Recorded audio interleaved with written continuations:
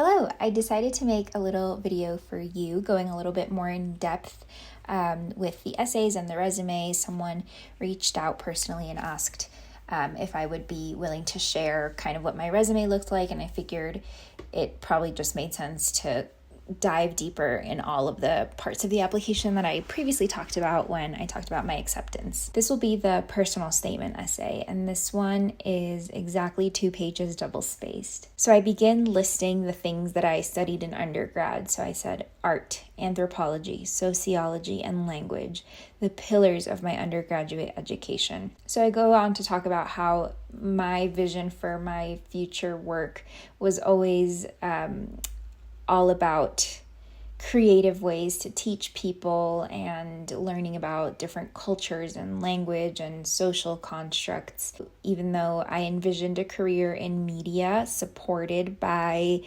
like an awareness of social structures and human behavior, I have come to realize with experience that I still value all those things and I still hold them very near and dear to my heart, but actually it's not to be in media, but to be in healthcare. Recently, after years of wondering what I would do in life, I had an inspiring realization. My undergraduate studies actually laid a strong foundation for nursing, a career where creativity, human understanding, and culture dynamics beautifully intersect. Finally, I could make sense of my intuition.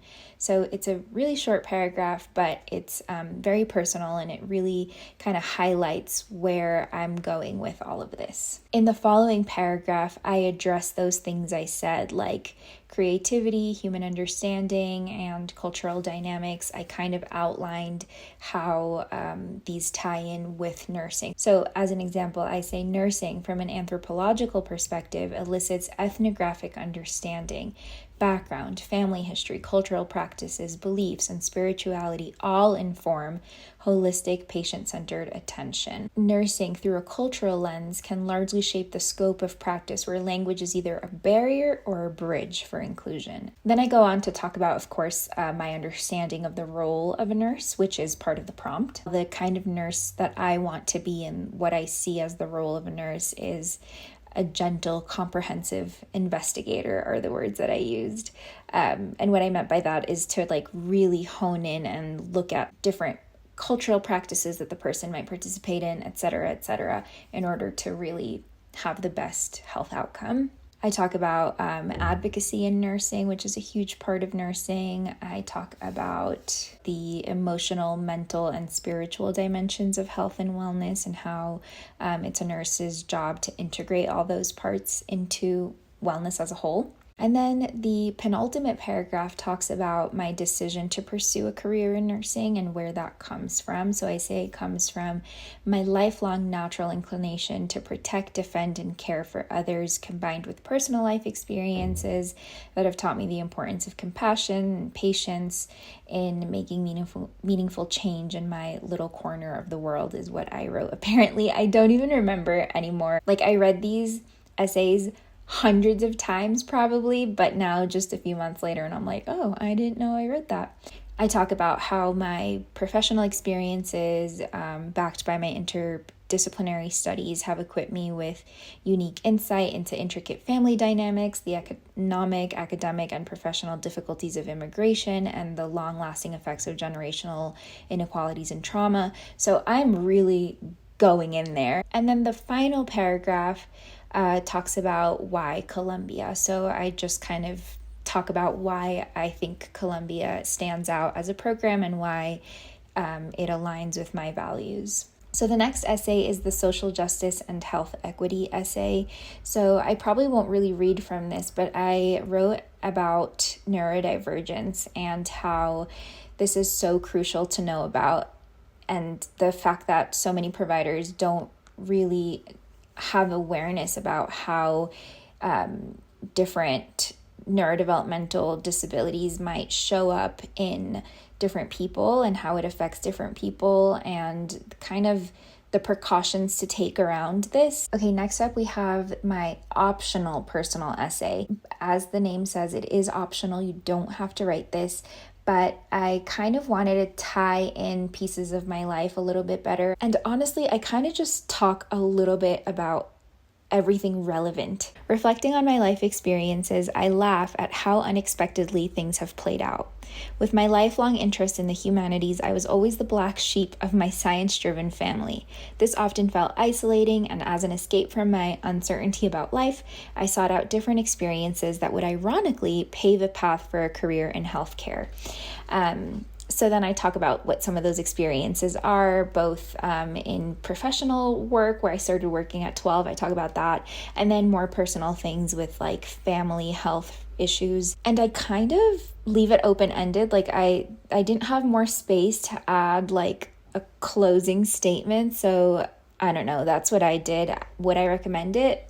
I don't know, but it worked for me. Then we have the addendum. I did write an addendum. I talk a little bit about having a little bit of a volatile childhood. There was some abuse present. I touch on how these experiences led to, things like depression and anxiety. And then also having something like ADHD affected, obviously, all the things that ADHD affects, like attention and executive functioning, et cetera, et cetera. So I talk about how those things impacted my academic performance in my undergrad years and how now I feel super empowered that I have this information and can put things into place that will allow me to succeed. Last but not least, we have my resume. So this is actually the thing that started this whole video in the first place. I start off with education and I immediately list off my undergraduate. I have bullet points of all the different things that I participated in. The first bullet point is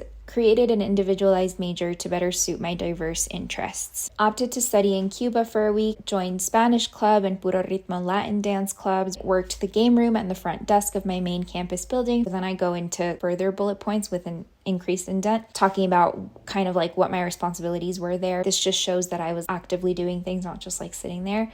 I actually really loved my little work-study job.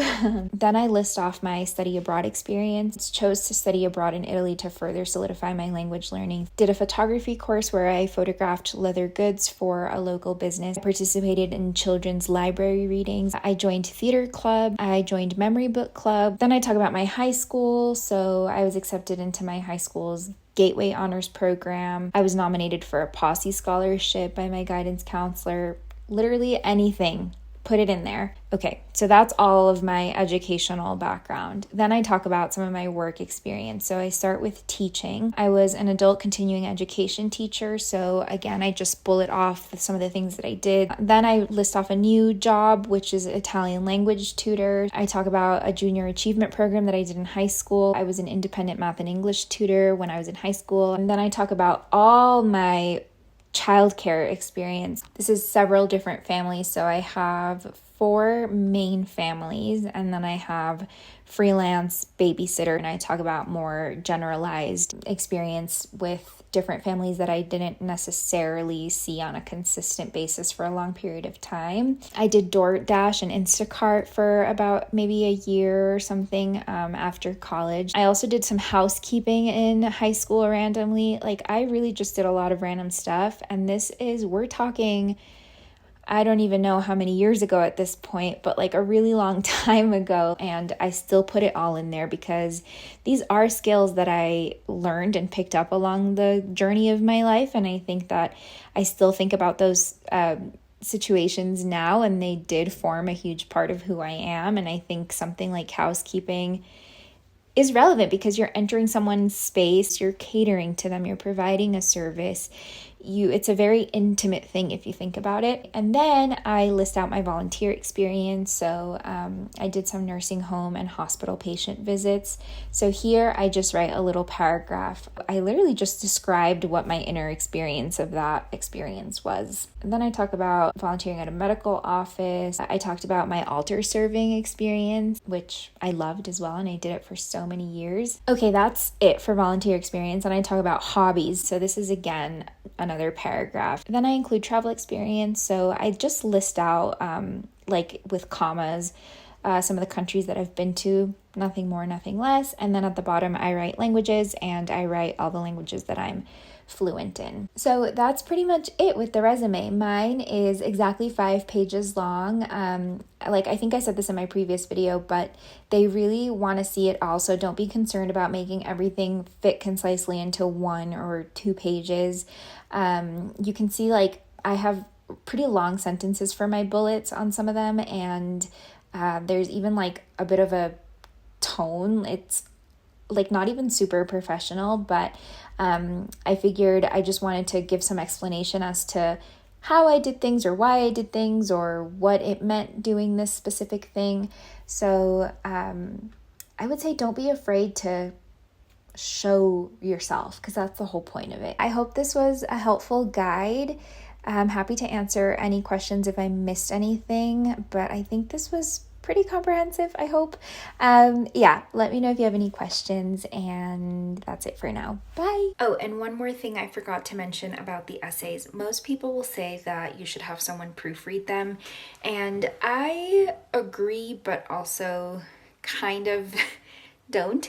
I think I was terrified of someone telling me to change something that was really important to me, and I wanted to really capture what I was feeling and make it really personal and not let other people's opinions dictate which way I would go and what tone I would use. So I actually didn't have anyone proofread any of my essays. When I felt pretty much done with them and just needed a few minor tweaks, I read them out loud, once to my mom and once to my dad, and that was the extent of it. They told me it is great, and then I just like tweaked it on my own anyway. They didn't give me any constructive criticism.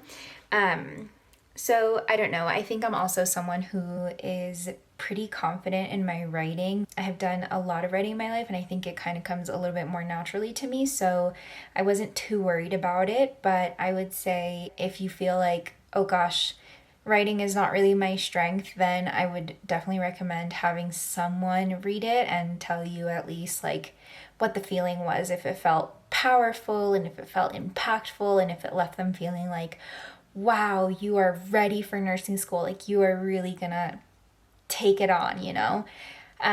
Yeah, this camera's too heavy, so I'm gonna go. Bye!